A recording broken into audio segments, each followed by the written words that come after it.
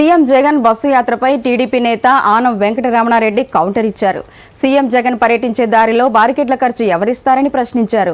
దారి పొడవునా చెట్లు కూడా నరికేస్తారని, ఆ ఖర్చు గురించి ఎలక్షన్ కమిషనర్ క్లారిటీ ఇవ్వాలని డిమాండ్ చేశారు. హాఫ్ టికెట్ అని చెప్పి అలవాటైపోయింది. బస్ యాత్ర, బస్సుకి టికెట్ కొనుక్కొని ఎక్కబోయే జగన్మోహన్ రెడ్డి బస్సు యాత్రని తెలుగుదేశం పార్టీ స్వాగతిస్తుంది. 5 ఏళ్లలో మొట్టమొదటిసారి జనాల్లోకి వస్తున్న జగన్మోహన్ రెడ్డిని తెలుగుదేశం పార్టీ స్వాగతిస్తుంది. గత 5 ఏళ్లుగా ఏ రోజు కూడా జనాల్లో తిరగని ఈరోజు ఎలక్షన్స్ రాగానే బస్సు యాత్ర గుర్తొచ్చింది. ప్రజల్లోకి వస్తున్న జగన్మోహన్ రెడ్డికి సుస్వాగతం. ఈరోజు కొన్ని ప్రశ్నలు ఉన్నాయి. ఆయన బస్సులో వచ్చినా హెలికాప్టర్లో వచ్చినా మాకేం పెద్ద ఫరక్ పడదు, మాకేం పెద్ద తేడా లేదు. కానీ మాకు కొన్ని అనుమానాలు ఉన్నాయి. మీకు అందరికీ తెలుసు ఏమని, 3 నెలల ముందర డీజీపీ గారు ఒక స్టేట్మెంట్ ఇచ్చారు. ఇంటెలిజెన్స్ ఏమని, జగన్మోహన్ రెడ్డి కుటుంబం మీద సెక్యూరిటీ ప్రాబ్లం ఉంది. సంగారెడ్డిలోని కంది సెంట్రల్ జైలు నుండి మధుసూదన్ రెడ్డిని పోలీసులు కస్టడీలోకి తీసుకున్నారు. 3 రోజుల పాటు మధుసూదన్ రెడ్డిని విచారించి స్టేట్మెంట్ రికార్డ్ చేస్తారు.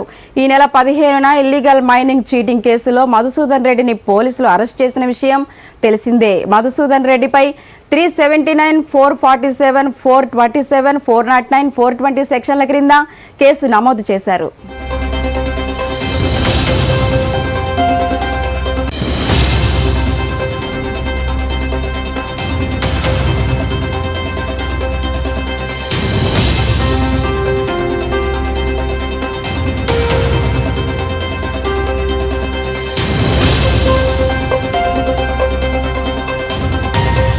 పార్లమెంట్ ఎన్నికల వేళ గిరిజన తాండావాసులు ఆందోళనకు దిగారు. గ్రామ పంచాయతీగా ఉన్న తమను మున్సిపాలిటీలో చేర్చి తీరని అన్యాయం చేశారని ఆవేదన వ్యక్తం చేశారు. వరంగల్ జిల్లా వర్ధనపేట మున్సిపాలిటీలో గత 4 ఏళ్ల క్రితం మున్సిపాలిటీ పరిధిలోని డీసీ తండా సహా ఇతర 4-5 తండాలను కలిపి మున్సిపాలిటీగా ఏర్పాటు చేశారు. అప్పటి నుంచి ఇప్పటి వరకు సరైన మౌలిక వసతులు లేక అనేక ఇబ్బందులు ఎదుర్కొంటున్నట్లు తాండావాసులు తమ ఆవేదనను వెలగక్కారు. రాజకీయ మనుగడ కోసం కొంతమంది రాజకీయ నేతలు చేసిన పనికి తాము శిక్ష అనుభవిస్తున్నామని, ఇప్పటికైనా తమ తాండాలను వర్ధనపేట మున్సిపాలిటీ నుంచి తొలగించాలని డిమాండ్ చేశారు.